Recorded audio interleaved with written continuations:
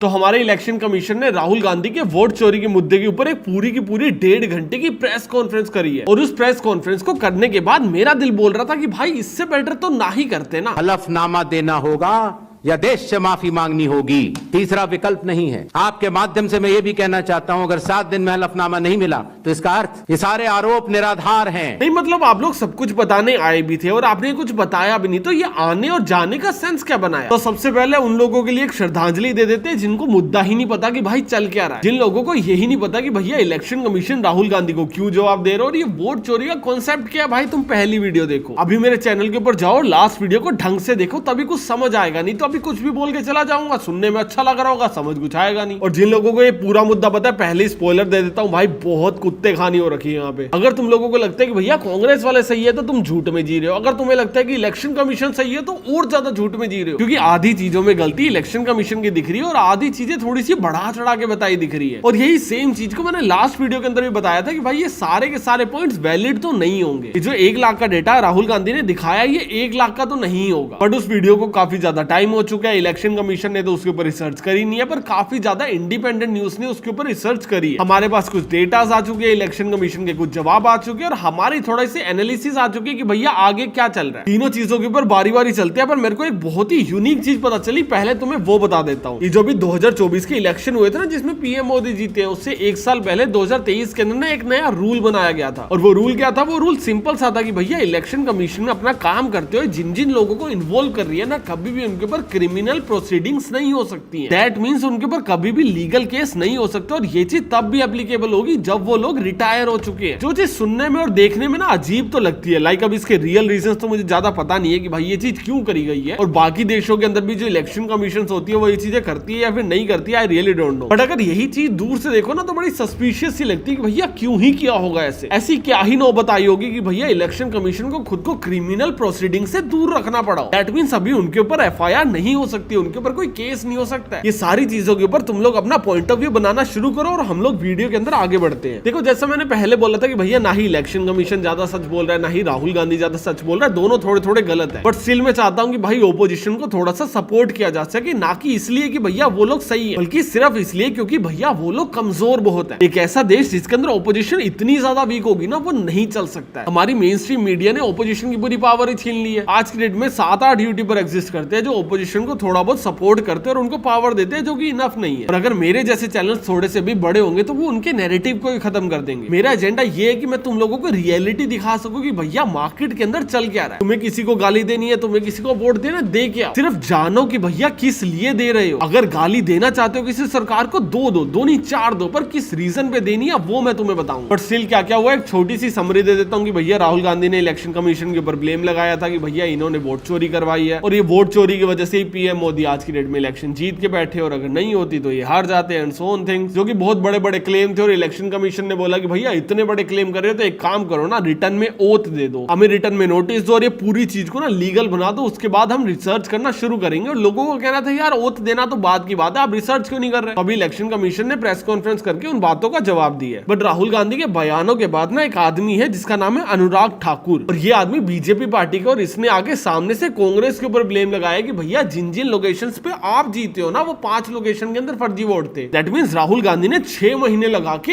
एक कॉन्स्टिट्यूशन के अंदर पता किया कि भैया फर्जी वोट कितने हैं। उसके 3-4 दिन बाद बीजेपी का एक आदमी आता है और जो बोलता है कि भैया हमने आपकी 5 कॉन्स्टिट्यूशन को अच्छे से देख लिया और पता लगा लिया कि भैया कितने कितने फर्जी वोट हैं। अभी इस चीज के अंदर ना 2 प्रॉब्लमेटिक चीजें है। पहली तो यही कि भैया क्योंकि कांग्रेस ने निकाला था तो बीजेपी को भी निकालना जरूरी था, तो कोई भी हवा के अंदर नंबर बोल के छोड़ दिया। और दूसरी प्रॉब्लमेटिक चीज ये है कि कांग्रेस वाले बोल रहे हैं कि भैया हमें तो 6 महीने लग गए, आपने 3-4 दिन में कैसे निकाल दिया, आपको इलेक्ट्रॉनिक डेटा मिल गया था क्या? और अगर आपको ऐसा कोई डेटा मिला था तो ये कांग्रेस को क्यों नहीं दिया गया? और अगर आपको ऐसा कोई डेटा नहीं मिला था तो आपने इतनी जल्दी कैसे चेक कर लिया? अब ये दोनों पॉइंट कंसर्निंग और वैलिड तो जरूर है, पर इससे ज्यादा कंसर्निंग पता है क्या है? बीजेपी वाले भी यही क्लेम कर रहे हैं कि इंडिया के अंदर फेक वोटर एग्जिस्ट करते हैं, एंड ये लड़ाई सिर्फ इसी चीज की है कि भैया फेक वोटर्स को हटाया जा सके। इलेक्शन कमीशन से डायरेक्टली पूछा गया कि भैया आप लोगों ने रिस्पॉन्ड क्यों नहीं किया, आपने क्यों वोटर लिस्ट को चेक नहीं किया? और इलेक्शन कमीशन ने बहुत सिंपल सा जवाब दिया जो कि दूर से देखने में सेंसेबल भी लग रहा है। उन्होंने बोला यार 1 या 2 गलतियां होती ना तो हम लोग कर भी लेते। वैसे ना ऐसा कोई रूल नहीं है कि आप लोग रिटर्न में कंप्लेंट नहीं करोगे तो हम लोग फिर भी चेक करेंगे, पर 1, 2, 3 गलतियां होती तो हमारा जो डीएम है ना वो चेक कर लेता। बट यहाँ पे तो भाई 1.5 लाख से ज्यादा गलतियां, भी 1.5 लाख गलतियों को चेक करने के लिए हम लोग एक रिटर्न कंप्लेंट भी ना ले। सीईओ कई बार चीफ इलेक्टोरल ऑफिसर स्वतः संज्ञान ले लेते हैं, डीएम स्वतः संज्ञान ले लेते हैं और जांच कर लेते हैं। लेकिन अगर आरोप 1.5 लाख मतदाताओं का हो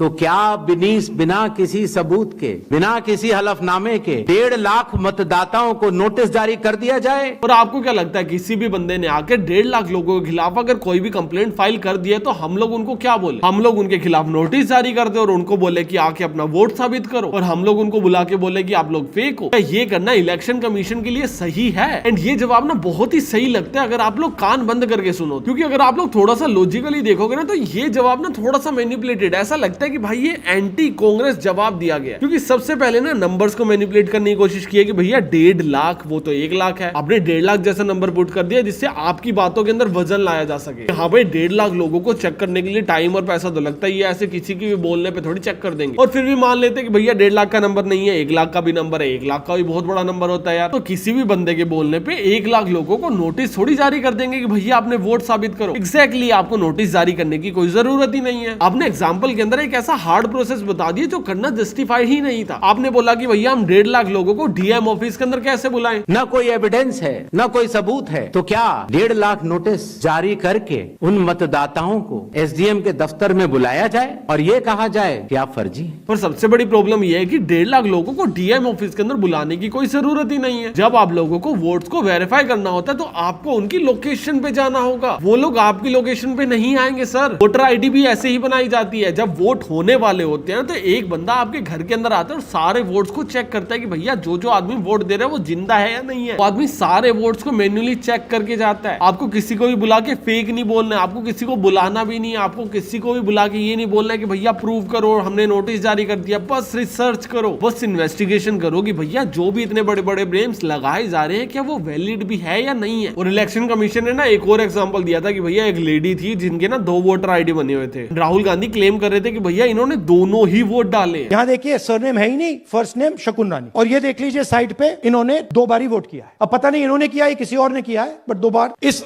आईडी कार्ड पे 2 बार वोट लगा है। लेकिन पीपीटी में गलत तरीके से एनालाइज करना, गलत आंकड़े देना और ये कहना कि पोलिंग ऑफिसर ने कहा है कि इस महिला ने 2 बार वोट दिया है। और वो क्लेम कैसे किया जा रहा था कि भैया उन्होंने एक टिक दिखा रखा था जो पोलिंग बूथ एजेंट ने लगा रखा था, और उस पोलिंग बूथ एजेंट के टिक का मतलब ये होता है कि ये आदमी वोट डालने आ चुका है। और ये जो टिक लगाया जाता है ना, इलेक्शन कमीशन नहीं लगाती है, ये लगाते हैं इनके खुद के लोग। इनके खुद के लोगों का मतलब होता है सारी साइड लिस्ट की कौन कौन आदमी वोट डालने वाला ना पहले से इलेक्शन कमीशन इन सरकारों को दे के रखती है। और अभी इनको डिवाइड कर देते हैं वोट्स के अकॉर्डिंग, और वोट्स के अंदर ना पोलिंग बूथ होते हैं, और पोलिंग बूथ के बाद ना हर पार्टी का बंदा बैठा होता है। आपने देखा होगा आप लोग जब भी वोट डालने जाते हो तो वहां पे एक बंदा बैठा रहता है जिसके पास आपके नाम की लिस्ट होती है, वो टिक लगा देते हो और आप लोग अंदर जाके वोट डाल के आ जाते हो। अभी वहां पे बीजेपी का आदमी भी होता है, कांग्रेस का भी होता है, वो अपने खुद के मैन्युअल वेरिफिकेशन के लिए बैठे होते हैं। वो सिर्फ इसलिए बैठे होते हैं कि हम लोग देखें कि भाई इस पोलिंग बूथ को कोई भी आदमी आके हाईजैक ना कर ले, क्योंकि पहले और अभी भी आज भी काफी शहरों के अंदर ऐसे ही होता है कि पोलिंग बूथ को ना हाईजैक कर लिया जाता है। बोल दिया जाता है कि हाँ भाई काफी सारे लोग थे वोट डालने आगे और एक ही बंदा जाके अंदर वोट डाल के आ जाता है, और जो लोग बाहर खड़े होते हैं उनके पिटाई करके भगा देते हैं कि भैया तुम्हारा वोट कैंसिल, भागो यहाँ से। और ये कोई बहुत कॉम्प्लिकेटेड प्रोसेस नहीं है, आज की डेट में बहुत इजीली चलता है भाई। मुझे याद है हमारे शहर के अंदर 8-10 साल पहले कोई वोटिंग चल रही थी, वहां का कोई बाहुबली आदमी था, वो चाहता था कि भैया ये जो थोड़ी सी जात के लोग हैं ना ये वोट ना डाले क्योंकि वो पर्टिकुलर आदमी को जिता देंगे। अभी पुलिस वालों ने उनको आइसोलेट कर दिया था भाई, बाहर ही नहीं निकलने दिया, वोट ही नहीं डालने दी, और उस बात पे पुलिस वाले और उनके बीच में फुल पथराव हुआ, फुल लड़ाई हुई, और अगले दिन रिपोर्ट छपती है कि भैया XYZ कम्युनिटी ने पुलिस के ऊपर अटैक कर दिया क्योंकि उनको लग रहा था कि वो हारने वाले हैं। मतलब कुछ भी छाप देते हैं, कुछ भी हो जाता है, और ये चीजें बहुत ही ग्राउंड लेवल के ऊपर होती है। अभी आपके पोलिंग बूथ के किसी आदमी ने किसी औरत की फोटो के ऊपर टिक लगा रखा है, दैट डजंट मीन कि वो चीज एक फैक्ट है, क्योंकि 2 वोटर आईडीज बनी हुई थी, वो चीज तो ब्लंडर डेफिनेटली है, पर उन्होंने 2 वोट डाले या फिर नहीं डाले हैं ये क्वेश्चन है, एंड ये क्वेश्चन का जवाब कोई भी नहीं दे सकता सिवाय उस औरत के, क्योंकि सीसीटीवी फुटेज तो डिलीट हो चुकी है। और इसके साथ साथ ना काफी और फैक्ट चेक भी हुए हैं, जहाँ पे एक बिल्डिंग में 100 लोग रह रहे हैं, 200 लोग रह रहे हैं, 300 लोग रह रहे हैं, वो आए थे ना पीछे आंकड़े, उनके फैक्ट चेक हुए और उनको बोला गया कि यार यहाँ पे ना मजदूर रहते थे। ये लोग आए, इन्होंने अपना वोटर कार्ड बनवाया और उसके बाद भाग गए। अभी बस यहाँ नहीं रहते, पहले तो यहीं रह के गए हैं। अभी इन चीजों में प्रॉब्लमेटिक चीज पता है क्या है कि मान लिया ठीक है भाई, वो एक बार यहाँ पे आके रहे, आपने वोट बना दिया, आपने उतना ध्यान नहीं दिया, उसके बाद वो वहां से चले भी तो गए, उनका वोट कैंसिल क्यों नहीं हुआ? हर इलेक्शन से पहले एक आदमी आपके घर पे विजिट करता है, आपकी लोकेशंस को वेरीफाई करता है और उसके बाद आपको वोट डालने दिया जाता है। आप लोग ऐसे ही मुंह उठा के वोट डालने नहीं चाहते हो वोटर आईडी लेके। आपकी हर वोटिंग से पहले वेरिफिकेशन होती है जनाब, और अगर वो वेरिफिकेशन होती है जो कि एक बहुत ही क्रेजी और प्यारा प्रोसेस है, तो उसको अच्छे से क्यों नहीं किया जा रहा है? एक आदमी कैसे ही जाके एक कमरे के अंदर 250 लोगों को वेरीफाई करके आया होगा? बीजेपी वाले बोलते हैं कि भैया ये कांग्रेस वाले फालतू में ब्लेम लगा रहे हैं। कैसे पता कि जो 250 लोग एक कमरे में थे ये बीजेपी को वोट डाल के आए हैं? कांग्रेस का मुद्दा ये नहीं है कि ये 250 लोग कमरे के अंदर क्यों रजिस्टर्ड है, इनका मुद्दा ये है कि कमरे के अंदर जो लोग रजिस्टर्ड है ना, ये रियल नहीं है। और कल को बीजेपी पार्टी इन लोगों का यूज करती है अपने खुद के वोट डालने के लिए, अपने खुद के लोगों से, और वो पूरे मैटर को थोड़ा सा घुमा फिर आगे दिखा दिया जाता है। अभी इलेक्शन कमीशन की एक और बात है जो मुझे बहुत बहुत बहुत ही अजीब लगी। उन्होंने बोला कि भैया आपकी बहन बेटियां होंगी, आपकी माँ होगी, क्या उनकी वीडियोस को पब्लिक कर देना चाहिए जस्ट टू शो कि भैया उन्होंने वोट डाला है? क्या अपनी माताओं, बहुओं,